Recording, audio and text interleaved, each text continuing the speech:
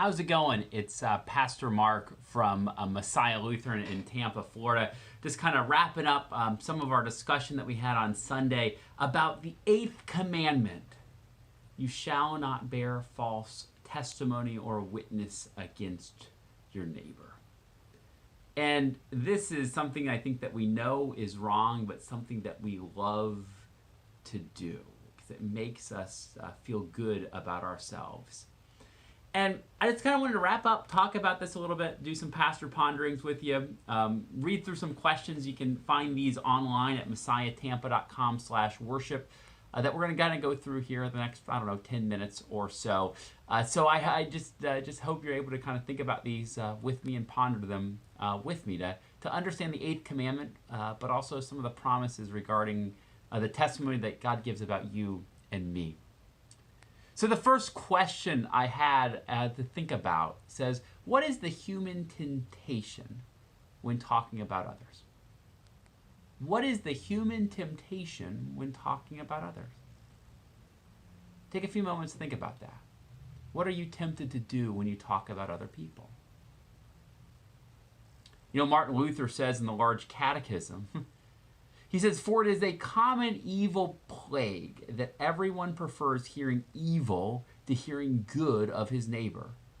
And although we ourselves are so bad that we cannot suffer that anyone should say anything bad about us, but everyone would much rather that all the world should speak of him in terms of gold, yet we cannot bear that the best is spoken about others." We love to hear the dirt, don't we? We love to hear the gossip about other people because I think as we point out their sins and we judge them and we look down upon them, it makes us feel more self-righteous. It makes us feel like we're better human beings.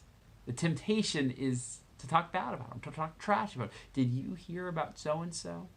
And now it is so easy to slander people online, and we love it because we feel good about ourselves. Did you get the dirt on this person or that person? We love doing it.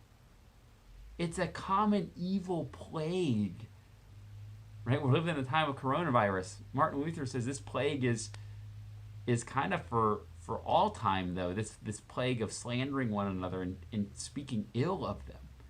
Why do we love it so much? I think that's kind of our sin inside of us. So watch out for that. As we said on Sunday's service, don't be a little judge. Right? We're also, our next question here says, read Matthew chapter 7, verses 1 to 14. According to Jesus, why is it bad for us to speak poorly of others and judge them? So why is it bad for us to speak poorly of others and judge them, according to Jesus? So let's look at Matthew chapter 7, verses 1 through 14. Jesus very famously here says, "Judge not that you be not judged. For with the judgment you pronounce, you will be judged, and with the measure you use, it will be measured to you. Why do you see the speck that is in your brother's eyes, but do not notice the log that is in your own eye? Or how can you say to your brother, 'Let me take the speck out of your eyes,' when there is a log in your own eye? You hypocrite! First take the log out of your own eye, and then you will see clearly to take the speck out of your brother's eye. Do not give dogs what is holy, and do not throw pearls before pigs, lest they trample them underfoot and turn and attack you. Ask, and it will be given to you.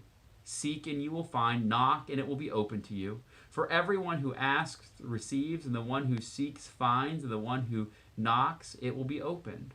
Or which one of you, if his son asks for bread, will give him a stone? Or if he asks for a fish, will give him a serpent?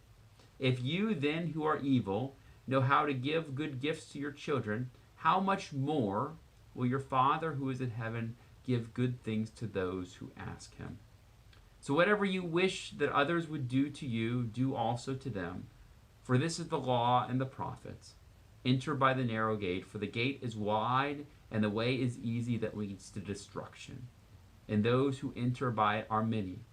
For the gate is narrow and the way is hard that leads to life, and those who find it are few."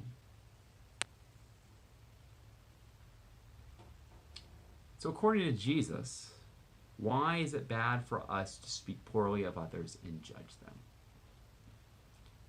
Right? Jesus says, judge not lest ye be judged, right?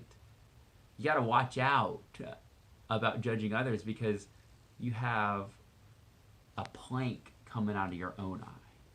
Right? It's so easy for us to want to put ourselves in the place of God where we judge other people for their sins. And really, we need God's grace just as much as they do. So Jesus says, first, acknowledge your own sin. Acknowledge what that plank that's coming out of your own eye. And see the mercy that Jesus gives to you rather than judging other people.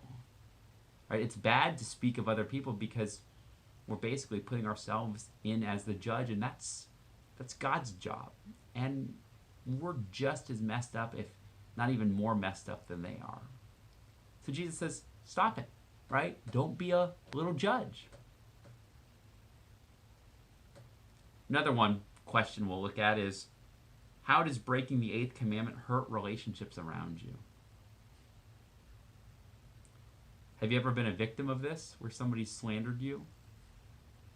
Right? It not only hurts your relationship with the person that's spreading these bad things about you, right? It hurts that relationship, but it hurts the relationship with the other people around you, right? Where people don't want to be associated with you because you're a X, Y, or Z.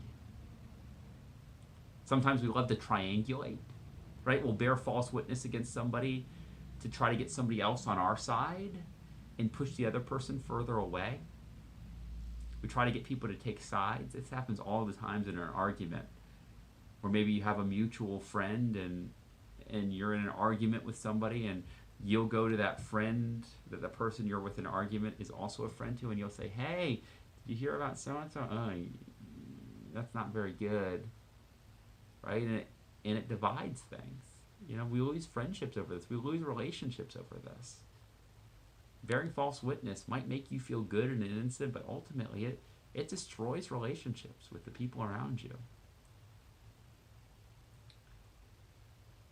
So where's the good news in this? I think that's our last question. Jesus is the ultimate judge. The question says, because of the cross, what is his final judgment for you? Because of the cross, how will Jesus speak of you? Right? Jesus is the ultimate judge. He's coming back on Judgment Day, right? When we'll have to give an answer for our deeds. And if it's based on our merits, what we do, it's not a good answer. Right? We have planks coming out of our own eyes. We don't meet the standard.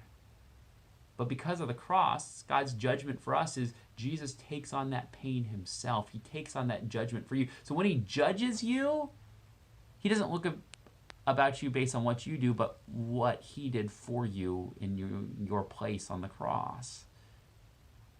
And how does he speak of you? Rather than pointing out your sins and saying, work harder, look at all the mess that you have, he speaks well of you because of him.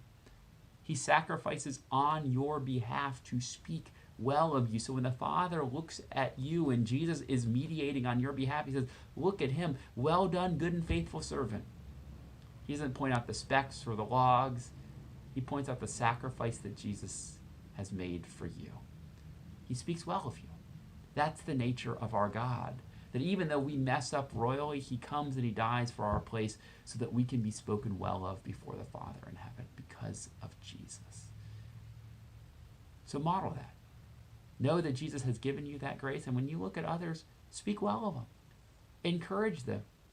Speak about the grace that God gives to you and help them see the grace that God gives to them as well. Luther would call this putting the best construction on things. Realizing that they too are saved by God's grace, that grace that you desperately need. And then you can speak well of people, living under that banner of grace that Jesus gives to us. So that's my ponderings for this week. Go ahead and like and subscribe on this video. That helps us out, get the word out to other videos. Next week, we're going to be doing Commandment 9 and 10, all about coveting our neighbors' things and people in their lives. Another one that we love to break, but also another one that leads us closer to Jesus. So it's been fun. May God's peace and grace surround you this week.